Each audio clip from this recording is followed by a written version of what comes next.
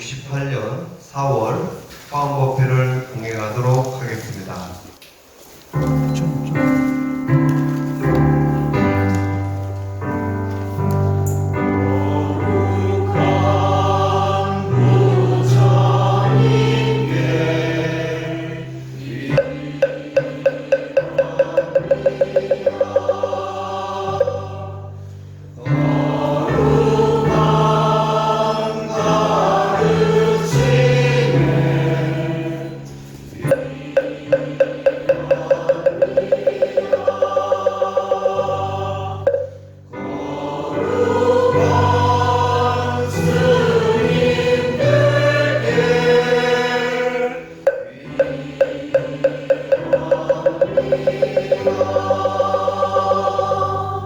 맞이하여 대한불교 조계종 제19교구본사 지산 대화엄사 교부장이신 초암 동문스님의 인사 말씀이 있겠습니다.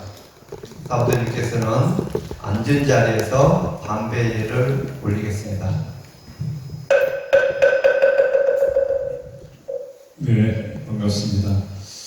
화산 봄날이라고 칭할 수 있습니다. 또 3월 내내 우리 홍매화로 인해서 많은 국민들이 또 위로를 받았고 우리 불자님들께서 화이심이 있었는데 이제는 또 산 벚꽃이 만발한 화창한 봄날입니다. 이날 또 법사 큰 스님으로 모신 우리 만당 스님께서는 고향이 또 구례이기도 하시어요. 또 구례가 지산이 배출한 인물림, 또 우리 전국에 있는 모든 템플스테이를 담당하고 계시는 사업단장이시기도 하고 또 우리 전라남도에서 가장 친숙한 사찰 중에 하나인 또 영광의 불갑사의 또 주의심도 하고 계시고 정말 저만큼 중벼슬이 많은 분이기도 하십니다. 또 정단에 큰 주요한 역할을 많이 하신 만큼 또 오늘 여러분에게 귀한 말씀을 잘 전해주시면 여러분 가슴 만땅 행복감을 좀 가져가셨으면 좋겠습니다. 오늘 초청에 응해주신 또 법사이신 만당 스님께 거듭 감사의 말씀 올립니다. 고맙습니다. 수지하셨고 1996년 통도사에서 청하스님을 계사로 비구계를 수지하셨습니다. 중앙승가대학교 불교학 석사과정을 수료하시고 백양사 기획국장, 총무원 기획국장, 종평위 위원장 등을 지내셨으며 현재 불갑사 주지 중앙종회 제15대, 16대, 17대, 18대 종회원이시고 정강학원 이사님이시고 한국불교문화사업단장 소임을 맡고 계십니다. 이상으로 만당 스님의 양력을 마치고 지금부터 법을 청하도록 하겠습니다. 국장 스님들께서는 오늘의 법사이신 만당 스님을 법상으로 모셔주시기 바랍니다. 그리고 사부대들께서는 모두 자리에서 일어나 주시기 바랍니다.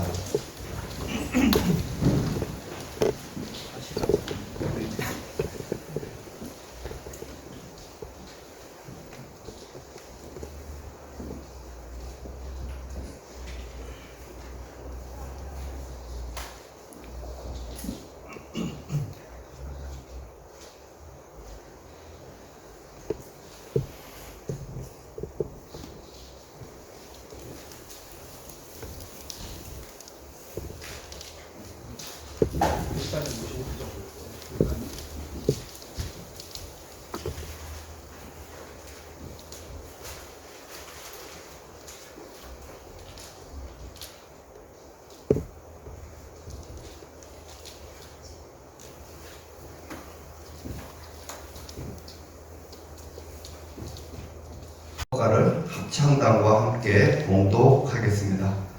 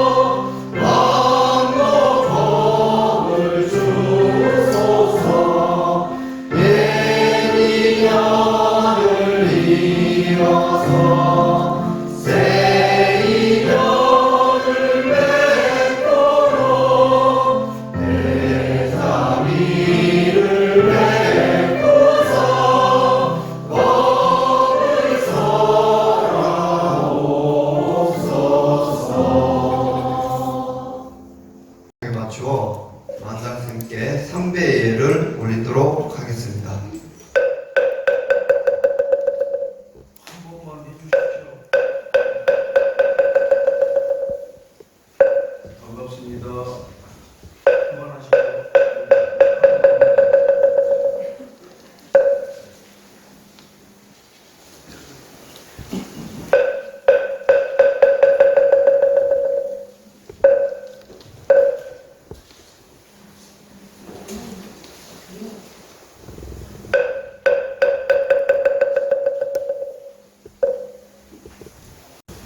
사부대님께서는 모두 자리에 앉아주시기 바랍니다. 그리고 법문에 앞서 잠시 입정이 있겠습니다.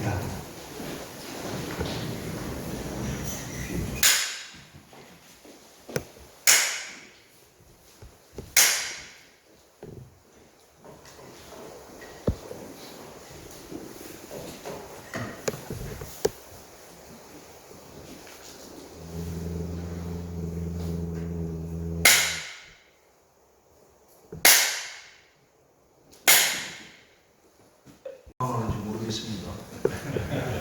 고향집에 오면 항상 기분이 좋습니다. 저는 여기 요 밑에 마살리가 제 고향이에요. 여기서 태어나서 3살 때부터 저희 부친 손잡고 화엄사 놀러 다녔습니다. 저 금정암을 다니셨거든요. 그래서 금정암, 화엄사 금정암이 제 놀이터였어요. 심심하면 걸어 올라오고 여기 3.5km밖에 안 되니까. 옛날에는 걸어 다니는 게 일이죠. 그때 그렇게 좋았습니다.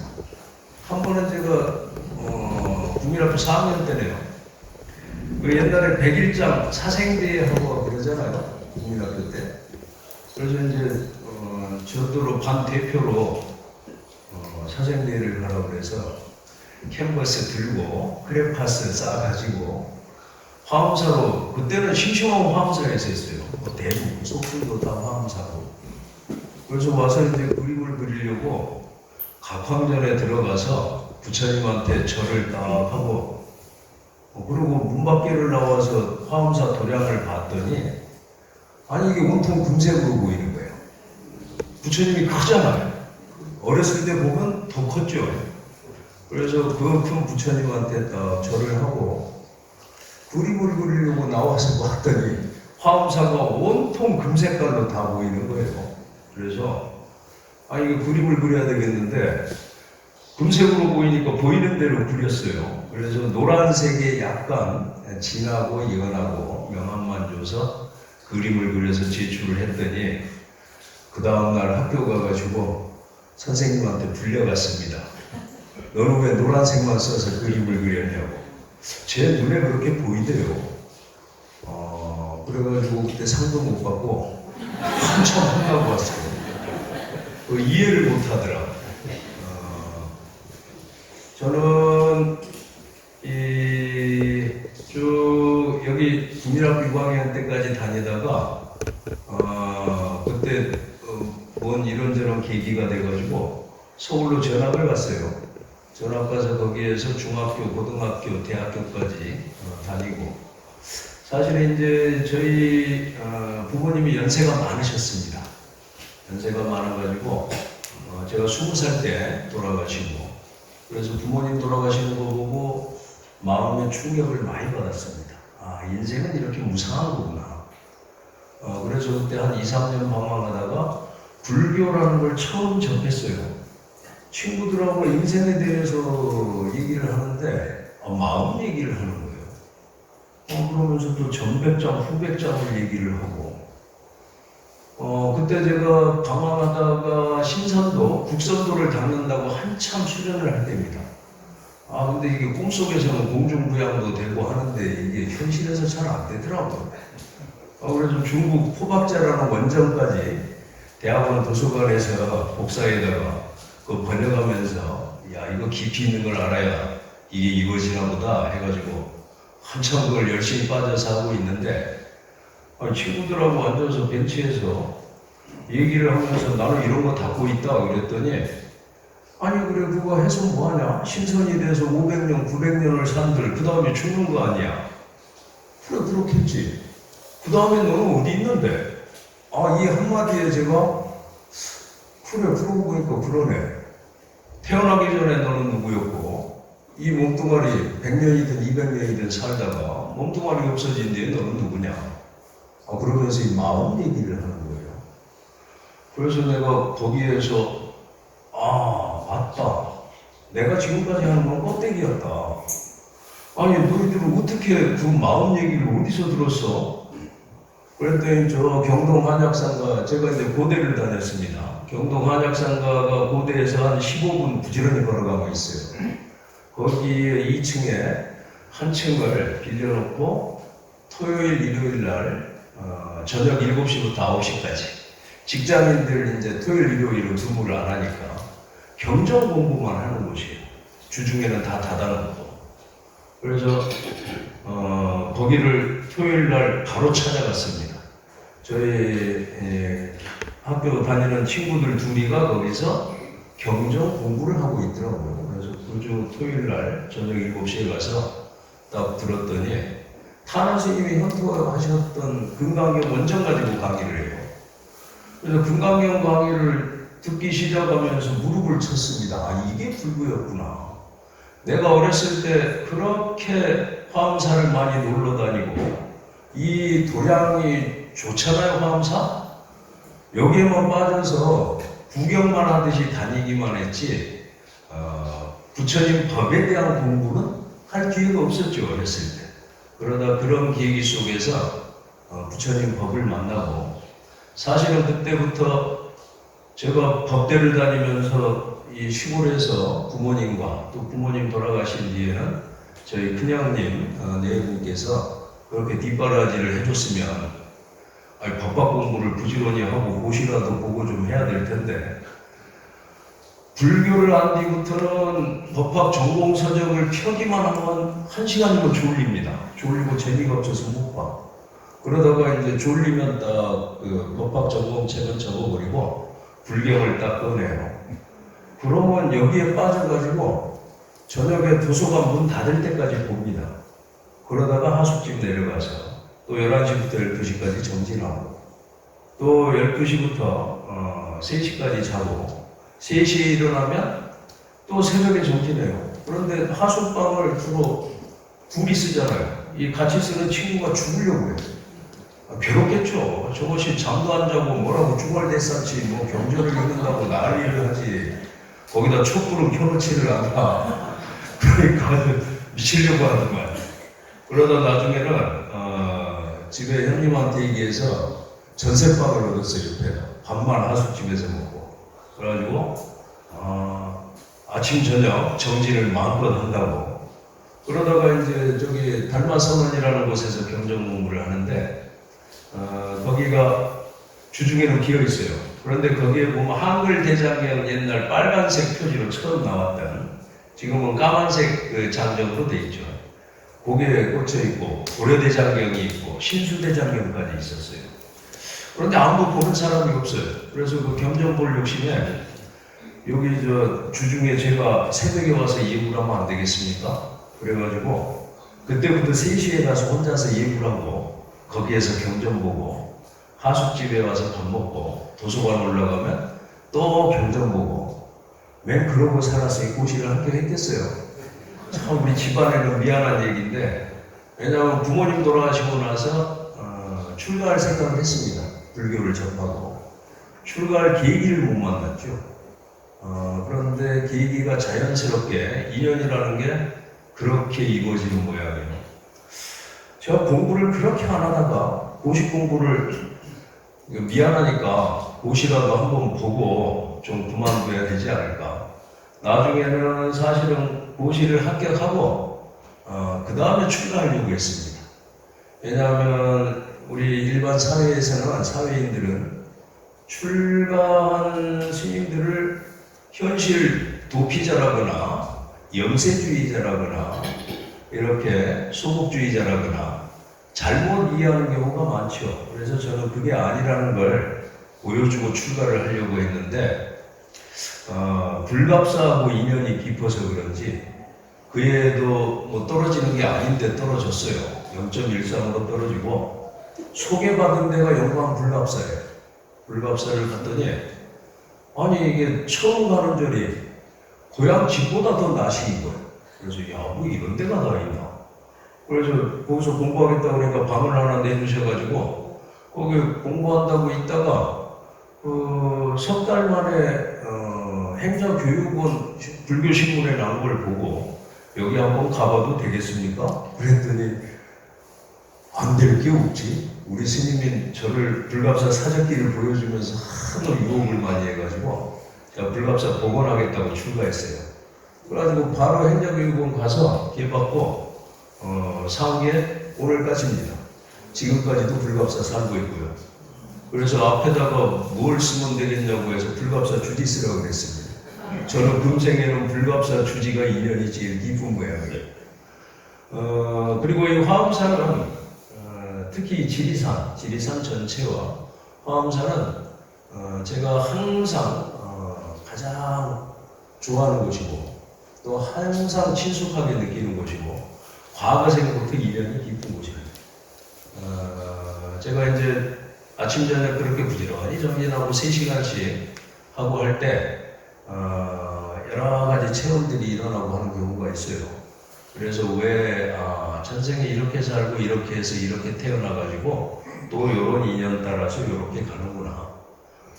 그러고 나서 쭉 되돌이켜보면 세세생생이 그렇게 항상 태어나서 어려운 인연 가운데서도 출가해가지고 이렇게 부처님 법의 그늘에서 살아가는구나 하는 걸 느낄 때도 많이 있었습니다.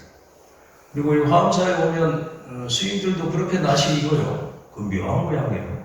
그 도량에 출가할 인연이 있고 그런 깊은 스님들은 다 그렇게 숙생의 깊은 인연에 따라서 모이는 것 같습니다.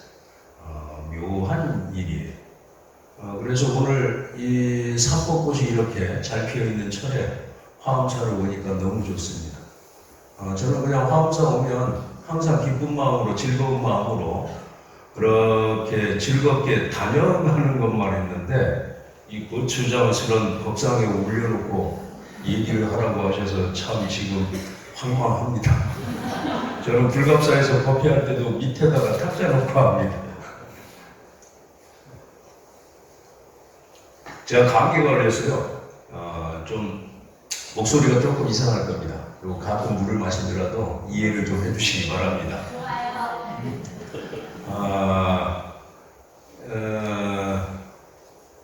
여기가 화엄사죠. 화엄이라는 건 참 좋은 말이죠. 저희 그 대한불교 조계종을 이끌어가는 중추가 되는 기관이 중앙종회입니다. 중앙종회 종회의원 스님들이 가장 중심이 돼서 제일 많이 모여있는 종회의원 스님들 그룹을 일컫는 명칭이 있어요. 그게 화엄입니다. 화엄회. 그러고 봤더니 화엄사 스님들이 뒤에서 그 영향력을 행사해서 이름 지은 것 같더라고요. 그래서 저는 어렸을 때부터 이 화엄사를 항상 머리에 이고 살아서 저 밑에 마을에는 화엄사에서 종치면 다 들려요. 새벽종 들리죠? 여기는 12시에 종쳐줍니다. 아마도 예전에 저 들판에 일하는 분들 밥 대하려고 하셨는지 12시에 종쳐요. 지금도 치죠. 그리고 이제 저녁 예불 때 종치고 항상 화엄사 종소리 들으면서 그러고 살았죠. 그래서 화엄 그러면 너무 익숙하고 즐거운 이름이에요. 그러다 중앙종회를 갔더니 제가 화엄의 종회고요. 화엄하고 아주 인연이 깊은 모양이에요. 이 화엄이라는 것은 이 법계가 이렇게 여러 들판에 이름 없는 꽃들부터 저런 사법꽃부터 무수한 꽃들이 이 세상을 장엄하듯이 이 법계 전체가 꽃으로 장엄되어 있는 세계다. 화장장엄 세계라 그러는데 그건 우리 중생의 눈으로 보면 그게 뭔 말인지 잘 안 보이죠. 사실은. 왜냐하면 나다 너다 좋다 나쁘다 여러 분별심을 가지고 볼 때는 그와 같은 화엄 세계를 볼 수가 없습니다. 이 화음이라는 말은 바로 연기의 세계가 다른 말로 하면 연기의 세계를 깨닫고 부처님의 눈으로 볼 때 화음 세계가 펼쳐지는 거예요. 연기의 세계라는 건 뭔가요? 자, 여러분들이 다 인연 따라서 태어나고 인연 따라서 모여서 살고 우리 사람들뿐만이 아니고 모든 생명체들과 모든 사물들이 모든 무정물들까지도 전부 인과 연이 모여서 생겨나는 겁니다. 그게 인연생이죠. 또 인과 연이 닿으면 멸에서 없어지죠. 그래서 인연생, 인연멸, 그래서 연생연멸 줄여서 그러죠. 자, 이 연기의 도리에 의해서 펼쳐진 세계는 서로 떨어질래야 떨어질 수가 없습니다. 모든 게 밀접하게 서로 의존되어 있고 같이 인연의 고리로서 묶여있는 세계예요. 그러면 우리가 지금 이 화엄사 화엄원에 모인 대중들만 인연으로 뭉쳐있는 게 아닙니다. 우리 눈에 보이지 않는 이 지구에 살고 있는 모든 생명체들이 사실은 인연이 깊은 사람들은 좀 더 가깝게, 인연이 깊지 않고 희박한 사람들은 좀 더 먼 곳에서, 그렇지만 인연의 고리가 끊어지지 않는 연기의 세계로서 우리가 파악하지 못한 그런 깊은 도리로서 다 의존되어 있고 맺어져 있는 겁니다. 그렇게 연결되어 있는 세계가 이 지구에 살고 있는 생명체뿐만이 아니에요. 이 지구라는 건 이 우주 밖에서 볼 때 모래알만 합니다. 사실 지구라는 건 우리가 항상 보고 살아가는 태양에 속해 있는 행성일 뿐이죠. 태양과 같은 별은 스스로 빛을 내기 때문에 항상할 항 해가지고 항성이라고 합니다. 별성자를 써서. 지구는 그 태양을 중심으로 순환하고 공전하면서 도는 위성일 뿐이에요. 그걸 행성이라고 합니다. 움직일 행자를 써가지고. 그래서 태양을 중심으로 지구가 태양을 1년에 몇 바퀴 돕니까? 한 바퀴 돌죠? 예, 한 바퀴 돕니다, 한 바퀴. 예, 지구가 태양을 중심으로 1년에 한 바퀴 돌아요. 지구가 팽이처럼 돌거든요? 팽이처럼 돌아요. 여러분 못 느끼죠? 지구가 이 팽이처럼 도는 게 스스로 이걸 자전이라고 그러죠. 태양을 중심으로 1년에 한 바퀴 도는 게 공전이에요. 지구가 스스로 뺑뺑이 도는 게 뭐예요? 자전. 스스로 도니까. 하루에 몇 번 돌아요? 야, 잘하시네. 그래서 해가 뜨고 지고 달이 뜨고 지는 겁니다. 지구가 하루에 한 바퀴를 도니까. 그런데 사실은 도는 속도가 이게 굉장히 빠릅니다. 그런데 우리가 못 느끼죠? 우리가 다 같이 돌고 있거든요. 같이 도니까 도는 걸 못 느끼죠. 자, 그래서 이 태양계에는 지구뿐만이 아니고 행성이 많지요. 수금지와 목토 천여명 이러잖아요. 수성, 금성, 지구, 화성, 목성, 토성. 그렇죠? 천왕성, 해왕성, 명왕성. 그러죠? 그러니까 이 행성들 또 그 밖에는 무수한 소행성이 펼쳐져 있습니다. 이게 태양계예요. 이 태양계가 우리가 속한 은하가 있죠, 은하수라 그러죠? 그게 이제 우리가 속한 은하가 펼쳐진 게 나선 모양이 밤하늘에 보이는 게 은하수예요. 자, 그럼 우리가 속한 은하에는 태양과 같은 스스로 빛을 내는 별이 몇 개나 있겠습니까? 1000억 개. 뭐 잘은 모르는데 요즘은 1조 개까지 얘기를 하더라고요. 옛날에 비해서 점점점 숫자가 늘어납니다. 왜? 천체 관측 기술이 발달해 가면서 망원경도 발달해 가고. 자, 그러면 우리가 속한 은하에 예를 들어 태양과 같은 별이 1조 개가 모여 있는 거예요.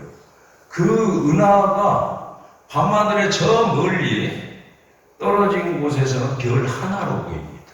별 하나에가 태양과 같은 별이 1조 개가 들어있습니다. 거기에 속한 지구와 같은 행성은 또 얼마나 많겠습니까? 그래서 이 모래알 같은 존재, 거기에 우리의 이 지구라는 그 작은 천체에도 무수한 생명체가 이렇게 모여서 살고 있는 거죠. 자, 요게 바로 연기에 의해서 뭉쳐있는 거예요. 사실 지구에 사는 사람들은 인연이 깊은 사람들입니다. 공업을 지으면 공업중생이라고 그러죠. 그래서 이 현재 지구에 살고 있는 모든 생명체들은 공업으로 모여서 사는 거예요. 동시대에. 그래서 이전에 코로나가 왔던 시대에 어떻게 됐어요? 한 군데서 퍼지기 시작하니까 전 세계가 그렇게 병고를 치르고 애를 먹었죠. 그만큼 사실 우리가 멀게 느껴지지만 가까이 연기에 의해서 모여있는 존재들입니다. 자, 그러면 생명체만 그러느냐? 무정물도 다 마찬가지입니다. 돌이라든가 나무라든가 여러 식물들 할 것 없이 그와 같은 것들이 전체가 어떻게 이 법계를 장엄하고 있는 그와 같은 중요한 귀중한 존재들이고 부처님과 똑같은 존재다. 사실은 이와 같은 눈을 뜨고 보려면 여러분들이 마음을 닫고 수행을 해서 부처님과 같은 눈을 뜨셔야 돼요. 부처님과 같은 마음이 열려야 돼요. 그럴 때 바로 이 중생 세계가 험난하고 어렵고 괴로움의 세계라고 알고 있던 중생 세계가 바로 상라 과정에 항상하고 즐겁고 그 다음에 여러분들이 생사윤회를 겪지 않는 참다운 자신으로 존재하는 그와 같은 청정한 불국세계로서 여러분들 앞에 펼쳐지는 겁니다. 자, 우리가 불교를 얘기할 때 보통 삼법인을 얘기하죠. 삼법인을 얘기하는데 삼법인 가운데 학자들, 스님들은 그렇지 않은데 불교를 학문으로 공부하는 학자들이 가끔 불교를 오해하게 말을 많이 합니다. 무엇만 강조해서요? 무상보무화.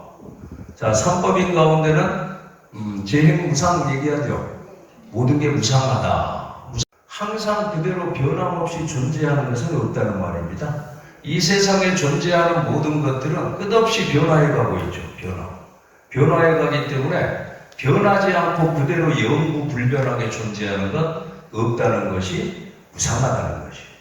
자, 그런데 모든 건 끝없이 변해가서 한번 생겨난 건 나중에 소멸하죠.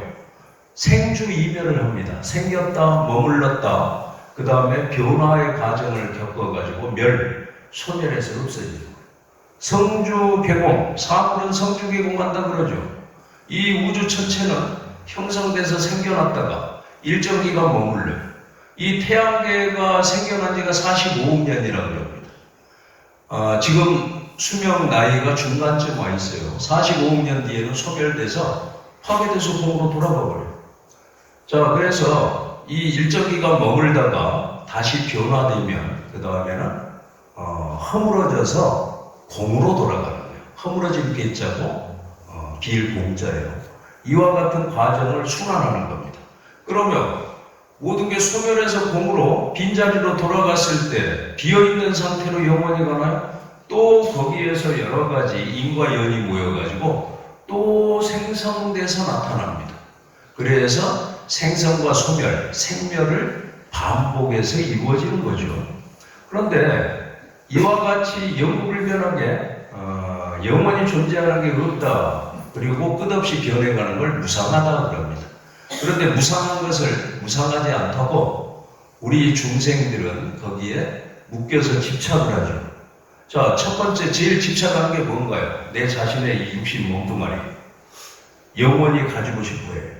그리고 이 육신이 나의 전부인 걸로 착각하고 살아갑니다. 그런데 저도 요새 많이 느낍니다. 감기가 걸려가지고 지금 한 보름 동안 안 나가고 있어요. 아, 이게 나이가 들어가니까 이제 몸이 약해지니까 낫는 기간도 길어지는구나. 그러면 어떻게 된다는 거예요? 점점 몸에 기운 빠지고 늙어가고 조만간에 죽는다는 신호가 오기 시작하는 거죠, 이제. 자, 그걸 이 몸뚱아리는 우리 게 아닙니다. 몸뚱아리는 어떻게 받아서 태어났어요? 여러분들이 부모님에게 의탁해서 받아서 태어났죠. 예? 난자와 정자가 만나는 곳에 입궁을 해가지고 그게 난자와 정자 수정단이 만나는 곳에 여러분들이 입태를 한 거예요. 자, 몸뚱아리 없어지고 나면 우리가 끝나는 게 아닙니다. 그렇게 부모님한테 받아서 그 10개월 동안 태중에서 키우고 어렸을 때 험한 일 당할까봐 몇 살까지 키워줍니까? 보통 옛날에는 한 24, 5살까지 키워주는데 요즘은 35, 6살 그때서 결혼해가지고 그러고 나서도 해방이 안 돼요. 왜? 자식 나면 또 자식 키워주라고 데리고 온다 그래요. 그래서 죽을 때까지 돌봐줘야 돼. 요즘이 그런 시대죠. 자, 그렇게 부모님에게 의탁해서 우리가 이 몸을 가지고 태어났어요. 그런데 어느 정도 살다 보면 그 다음에는 미련 없이 내려놓고 가야 돼요. 왜? 이게 내게 아니고 빌려 쓴 거거든. 이 세계가 뭘로 이루어져 있죠? 지수화풍 4대로 이루어져 있다고 그러죠. 우리 몸뚱아리도 지수화풍 4대로 이루어져 있습니다. 그래서 여러 가지 음식들을 통해서 섭취하는 게 뭐예요? 여러 가지 10대 원소니 영양소를 나눠서 얘기할 수도 있지만 불교적으로 얘기하면 지수화풍 4대를 모아가지고 내 육신을 삼았다. 그래서 여러 가지를 모아서 빌려서 쓰고 형성되어 있는 겁니다. 빌려서 쓴 건 어떻게 하죠? 반납해야죠, 반납을 안 하면 안 됩니다. 그게 바로 이제 반납을 안 하고 가지고 있으려고 그러면, 그게 업으로 더 무겁게 쌓이는 거예요. 자, 그래서 이 몸뚱아리 내게 아니에요. 그런데 그 무상한 것을, 몸뚱아리는 생겼다 없어지니까 무상한 것이죠. 그런데 무상하지 않다고 집착하고 항상 그게 존재할 것이라고 착각하고 묶여서 살아가면 그게 바로 괴로움의 시작입니다. 그래서 경전에서는 무상한 것에 집착을 하면 괴로울 구호가 따라붙는 거예요. 괴로움이 싹튼다. 괴로움에 대해서는 부처님이 여러 가지 얘기하시죠. 생로병사 사고에다가 그 다음에 팔고를 얘기하시죠. 팔고, 부부득고, 애별리고, 원증해고, 오음성고. 요거까지 얘기하면 시간이 너무 짧으니까요. 주지스님이 빨리 끝내라고 하시더라고요. 30분. 그래서 그건 여러분들이 이미 다 알 거라고 생각하고 그와 같은 괴로움이 무상한 것을 무상하지 않다고 착각해서 거기에 속박되고 묶여서 살기 때문에 괴로움이 일어나는 겁니다. 자, 그 괴로운 것은 진정한 나인가요? 아닌가요? 괴로운 것을 여러분들 자신이라고 여기고 살아가시는가요? 괴로운 건 내가 아니죠. 부처님 말씀은 괴로운 건 너의 본래의 모습이 아니라고 그랬어요. 참다운 즐거움의 자리가 여러분들의 본래의 마음자리예요. 괴로운 마음자리는 여러분들의 모습이 아닙니다. 그래서 무아야. 무상한 것을 집착해서 괴로움이 생긴 거, 무상하고 괴로운 것은 내가 아니에요. 무아예요. 아시겠죠? 그리고 여러분들이 생각하는 나라고 여겼던 그 모든 것들은 여러분들의 생각 속에서 묶인, 만들어낸 자기 자신이지 실상의 여러분들이 아닙니다. 그게 착각에 빠져서 스스로 관념으로 형성해서 나라고 만들어가지고 집착하고 만들어 놓은 나다. 거기에 묶이고 속박돼가지고 마치 누에 고치집을 지어서 그 안에서 살듯이 여러분들을 스스로 자기 자신이라는 누에 고치집을 지어놓고 그 안에 묶여서 살아가면서 알콩달콩 할 뿐이요. 좋네, 싫네, 괴롭네, 즐겁네 하면서 그러고 반복해서 살아가죠. 그와 같은 반복된 업들이, 그와 같은 반복된 행위 업으로 쌓이면 어떻게 되나요? 몸뚱아리로 언젠가 허물어집니다. 허물어질 때 무엇이 남죠? 여러분들 마음은 몸뚱아리가 없어진 뒤에도 변함이 없습니다. 자, 부처님과 똑같은 불성의 마음, 청정한 본래의 마음은 마음이라는 형상을 그릴 수도 없고 어느 곳에 있다, 어느 곳에 없다고 말할 수도 없습니다. 그 마음은 변함이 없어요. 형상이 없기 때문에 분별해서 알아챌 수도 없습니다. 그렇지만 없는 게 아닙니다. 아시겠죠? 우리가 보통 무심이라고 하면 무심이라는 말을 잘못 이해하는 사람들이 있어요. 마음이 없다고 해버려요. 무심. 그러니까 자, 무심을 한자로 풀면 없을 무가 앞에 있죠. 동사가. 심이 뒤에가 있죠. 그런데 이 해석을 보통 한문 어순은 주어가 앞에 나옵니다. 그 다음에 동사가 나와요. 그런데 이게 해석을 할 때 없을 동사가 앞에 있는데 마음 뒤에 있는 걸 끌어다 마음이 없다고 번역하면 틀린 겁니다. 이걸 어떻게 번역해야 돼요? 무는 형용사예요. 없는 마음이야. 무엇이 없는 마음? 번뇌 망상과 근심 걱정, 온갖 잡동사니가 깨끗이 치워진 청정한 본래 깨끗한 그 상태의 마음이 무심입니다. 무심. 번뇌 망념이 사라진 마음을 무심이라고 하는 거예요. 그래서 마음이 없다고 하면 그건 불교를 모르는 사람이에요. 마음이 없으면 불교는 존립할 근거가 없습니다. 이거 철저히 잘 알고 불교 신행을 하고 공부하셔야 돼요. 마음이 없는데 뭐하러 여기 와서 공부하고 그 아까운 시간을 허비해요. 자, 그리고 이제 마음 얘기가 나왔으니까 아까 학자들 얘기 마무리하고 그 다음 거 한마디만 하고 끝내겠습니다. 학자들은 무상고 무아만 강조해요. 무상하다, 무아다, 일체 괴로움의 세계다. 이렇게 가면 안 돼요. 무상고 무아의 세계를 뒤바꿔서 부처님은 뭐라고요? 부처님의 근본 목적은 중생들이 여러 가지 집착한 마음, 업으로 과거를 받다 보니까 괴로워. 그 괴로움의 원인을 똑바로 직시하고 알아채서 괴로움의 원인을 해소하고 괴로움을 극복해서 괴로움을 벗어나고 참다운 즐거움의 자리를 깨달아서 참다운 즐거움 속에서 살아가라고 가르치셨던 겁니다. 부처님은 괴로움이라는 세계에 빠져서 살라고 한 게 아니에요. 괴로움의 원인을 알고 괴로움을 벗어나라고 했던 거죠. 괴로운 자리를 벗어나서 본래 여러분들이 가지고 있는 부처님의 마음과 똑같은 그와 같은 부처님의 마음을 깨달아서 부처님처럼 보고 부처님처럼 말하고 부처님처럼 행동하고 부처님과 같은 마음으로서 어떤 자리로 항상 즐거운 광명의 세계 그 청정한 마음으로 살아가도록 가르쳐 주셨던 거예요. 그래서 이고등락이라 그럽니다. 그런데 학자들은 괴로움만 얘기해요. 무상과 무아만 강조하는 게 불교라고 얘기해요. 그래서 그 사람들은 마음이 없다고 해버리는 거예요. 마음이 없으면 단멸론이죠. 단멸론에 빠지면 뭐하러 이 생고생합니까? 열심히 즐겁게 놀지. 왜? 죽고 나면 끝나는 거니까. 단멸론은 몸뚱아리 죽으면 끝나버린다는 거예요. 그 후는 생각도 안 하는 거예요. 그런데 그건 큰 착각이죠. 죽어보면 맛을 압니다. 죽어본 기억이 없기 때문에 그런 헛소리를 하는 거예요.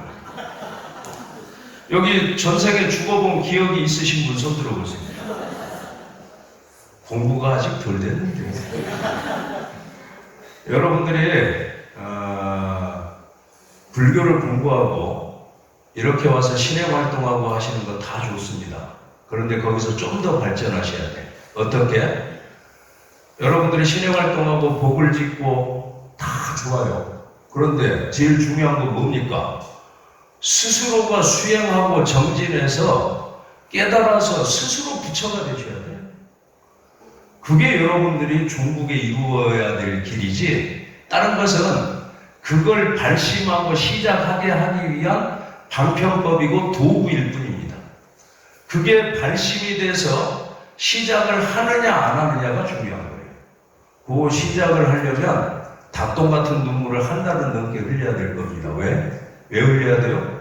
아니 역대로 석가모니 부처님부터 그 많은 역대 조사 스님들이 그렇게 다 수수한 법을 공부하고 깨달아서 생사를 해탈해서 벗어나 버렸는데 왜 나는 요모양 요꼴로 사냐 이 말이에요.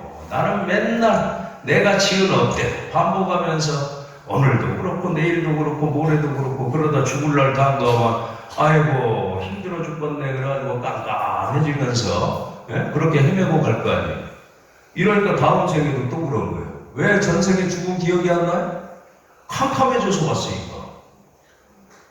금생의 수행과 정진을 눈 똑바로 뜨고 정말로 보리심을 발해서 열심히 정진하고 수행하다가 생을 마치면 여러분들이 다음 생에도 또 수행하고 정진하고 여러분들은 아마 분명히 다음 생에도 이 화엄사에 모일 거예요. 자, 그때 어떻게? 내가 전생에 이렇게 하다가 이렇게 가서 이렇게 태어나서 또 이렇게 모였구나. 이걸 알아야 되는 거예요. 그래서 태어나기 전에도 여러분들의 마음은 변함이 없었고 태어난 뒤에도 마음은 변함이 없습니다. 다만 업으로 물든 그 마음에 따라서 여러분들의 업에 따라서 모든 형상들이 일어나서 갖추어지는 거예요. 여러분들이 지금 이 꽃피는 봄날 화엄세계라고 좋죠. 보기 아주 좋습니다. 마음도 청량해지고. 그게 어디에서 일어났습니까? 저게 왜 나타났어요? 그냥 그대로 존재해요? 여러분들 마음에 따라서 일어난 거예요. 여러분들이 없으면 이 모든 게 아무리 무수하게 펼쳐져 있어도 있는 게 아닙니다. 우리는 착각하죠. 내가 죽고 없어져도 이 세계는 그대로 있을 것이라고. 여러분들이 죽어서 없어지는 순간 육신에 따라서, 육군을 따라서 일어났던 것 다 한꺼번에 사라집니다. 그건 있는 게 아니에요. 그리고 여러분들이 태어나서 마음이 열릴 때 이 세계가 또 그대로 펼쳐서 열리는 거예요. 아시겠죠? 그러면 이 세계의 주인공은 누군가요? 여러분들 자신입니다. 여러분들 오늘 화엄사 오실 때 몸뚱아리가 스스로 왔나요? 마음을 내서 오셨죠? 마음이 나서 온 거예요. 이 몸뚱아리는 스스로 움직이는 성품이 없습니다. 육신은. 내가 마음을 내서 움직이려는 생각을 일으킬 때 몸이 따라 움직이는 거예요. 자, 그래서 막 죽은 사람 가서 아무리 눈 까디짓고 깨워보세요. 못 움직이죠? 왜? 이미 마음의 작용이 떠나버렸어. 아시겠죠? 그래서 못 움직이는 거예요. 그래서 몸은 자체성이 없다. 자성이 없는 거예요. 그래서 이 몸뚱아리를 끌고 다니는 주인공은 바로 여러분들 마음입니다. 마음. 여러분들 마음이 어떻게 생겼을까요? 마음에 관해서 부처님이 친절하게 설명해 놓으신 게 안한존자하고 문답을 하면서 설명해 놓으신 게 능엄경입니다. 능엄경 요즘은 번역된 책들 잘 나오니까 능엄경을 사셔가지고 꼭 한번 찬찬히 정독해 보세요. 그러면 이게 마음이로구나 하는 걸 아실 수 있을 거예요. 그 마음에 대해서 알고 그 다음에 불교 신행 활동과 수행 정진을 해 가셔야 돼요. 왜? 나의 주인공이 무엇인가를 알고 무엇을 이루기 위해서 수행하고 정진하는가 하는 목적을 정해놓고 가야 되니까. 아시겠죠? 우리가 캄캄한 밤중에 길을 갈 때 저 멀리 등불을 보고 가야 길을 잃어버리지 않고 목적지에 당도를 합니다. 그곳을 여러분들이 능엄경을 잘 보시면 알 거예요. 옛날에는 능엄경 막 어렵다고 그랬어요. 왜 그러냐? 한문 문장이 어려워요. 글이 어려운 게 아니고. 그러니까 번역해 놓은 거 보시면 돼요. 여러분들이 무슨 한문 공부해서 달콤할 일 없잖아요. 그 뜻만 딱 잡으시면 되지. 그렇게 해서 마음의 주인공, 특히 여러분들의 중심이 되는 그 마음이 뭔가를 알고 나서 항상 화엄사에 모여서 신행활동하고 수행정진하셔서 종국에는 제일 중요한 게 뭡니까? 여러분들 대신 깨달아주는 사람 없습니다.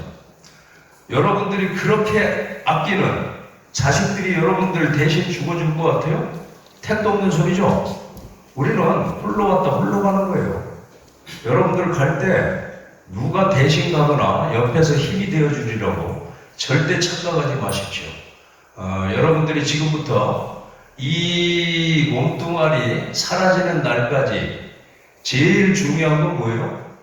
여러분들 주인공인 마음이 어떻게 생겼는지, 도대체 어디에 있는지, 왜 부처님은 이걸 그렇게 중요하게 얘기하셨는지, 일체 모든 것들은 아무리 집착해봐야 다 비어있는 것이다. 여러분들 아까 반야신경 독경했죠? 반야신경 첫 서두가 어떻게 됩니까? 관자재보살 행심 반야바라밀다시 조견 오공계공 도일체고에 그랬죠. 사실은 반야신경 여기서 끝났다고 얘기하죠. 관자재보살은 누구예요? 여러분들이에요. 부처님 법을 깨닫기 위해서 수행하는 보살들이 깊이 반야바라밀다를 행할 때 뭘 했어요? 조견 오온계공, 오온, 색수상행식이 공한 것을 비추어 보고, 색수상행식, 색은 뭔가요? 물질이죠. 우리 육신을 말해요. 몸뚱아리. 수는 받아들이는 거죠. 느껴서 받아들이는 거. 상은 생각이 일어난 거죠. 외부에서 딱 느낌 전달이 오면 생각 일어나잖아요. 그렇죠? 그 다음에 행은 마음이 따라서 반사적으로 움직이는 걸 말합니다. 몸뚱아리 움직이는 건 당연한 거고 마음이 움직여야 몸이 움직이니까. 그리고 나서 반복된 행을 반복하면 업으로 쌓이는 게 식이죠. 그 5가지로 우리는 생활을 해가요. 색은 몸뚱아리, 수상행식은 마음작용이요, 생각작용, 정신작용이라고도 하죠. 자, 그래서 몸과 마음, 정신으로 이루어진 이 2가지가 우리들 자신인데 나라고 여기면서 사는 것인데 그것을 조견, 깊이 사유하고 비추어 보았더니 어떻게 됐어요? 다 비어있더라 이 말이죠. 공한 것이에요. 그 모든 게 인과 연이 모여서 연기의 도리에 따라 생했다가 연기의 도리에 따라 멸해가더라. 생멸하는 것이. 생했다가 멸하는 생멸법은 비어있는 겁니다. 그리고 내 것이라고 할 때 아무것도 없는 것. 그게 바로 반야신경의 첫 구절. 오온이 공한 것을 다 비추어 보았더니 어떻게? 모든 괴로움을 다 벗어나 버렸어. 일체 고통과 괴로움을 다 벗어났더라. 일체 고통과 괴로움이 그 오온에서 싹트기 때문에 그렇습니다. 그리고 난 뒤에 이 모든 시제법공상, 이 모든 법이 공한 모습은 하면서 쭉 반복해서 나오죠. 반복해서 뭐라고 합니까? 오온도 없고 색수성행식도 없고 안이비서지인도 없고 색성행비촉법도 없고 안식부터 의식까지도 없고 모든 게 고집열도도 없고 또 지혜도 없고 얻은 바도 없고 다 없다고 하죠. 그게 뭘 얘기하고 있을까요? 여러분들의 마음이 그와 같다는 겁니다. 마음 가운데는 그 어떤 것도 쌓여있는 흔적이 없습니다. 그래서 청정한 것이고 찾기가 힘들죠. 그렇지만 없는 게 아닙니다. 무심을 바로 알아야 됩니다. 그리고 이와 같은 무상고 무아를 벗어나서 어떤 즐거움을 아까 잠깐 말씀드렸는데 여러분들의 그와 같은 아무것도 업으로 물들지 않은 청정한 마음은 항상합니다. 생기고 사라지는 게 아니라 생멸법을 벗어나 있어요. 항상하죠. 그 다음에 거기에는 참다운 즐거움이 항상 깃들어 있습니다. 언제 어느 자리에 무엇을 하든 항상 즐거운 거죠. 그래서 즐거움을 낙자가 보는 거예요. 그리고 그것은 바로 여러분들 자신입니다. 참다운 부처님과 같은 여러분들, 그와 같은 불성의 자리이기도 하죠. 그 다음에 일체 모든 게 이 화음 세계가 장음에 있듯이 청정한 그와 같은 부처님의 세계입니다. 여러분들 항상 부지런히 화음사에 오면 요즘은 더 기분이 좋습니다. 예전에는 제가 볼 때 이렇게 신도분들 정기적으로 법회하고 많이 모인 걸 저 어렸을 때는 별로 못 봤던 것 같아요. 그런데 요즘 과람불사도 너무 장엄하게 잘 되어 있죠. 역대 큰 스님들부터 현재 주지스님까지 너무 잘하시죠. 화엄사가 나날이 번창해서 그야말로 요 밑에 화엄사를 고향처럼 여기면서 살았던 저는 올 때마다 기쁘고 반갑고 너무 즐겁습니다. 여러분들 오늘 이렇게 뵙게 돼서 반갑고요. 중원부원 여러 가지 정신없이 말씀드렸습니다. 여러분들 항상 부지런히 부처님과 공부하시고 부지런히 수행 정진하셔서 모두 성불하시기 바라겠습니다. 성불하십시오.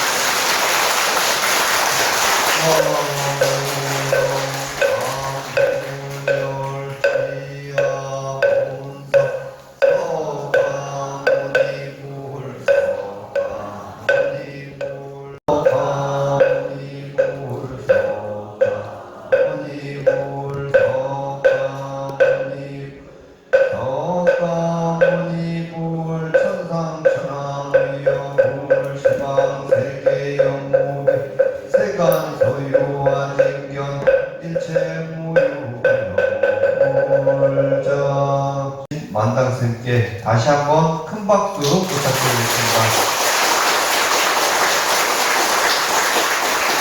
사홍성과 산행하는 합창단과 함께 공독하겠습니다.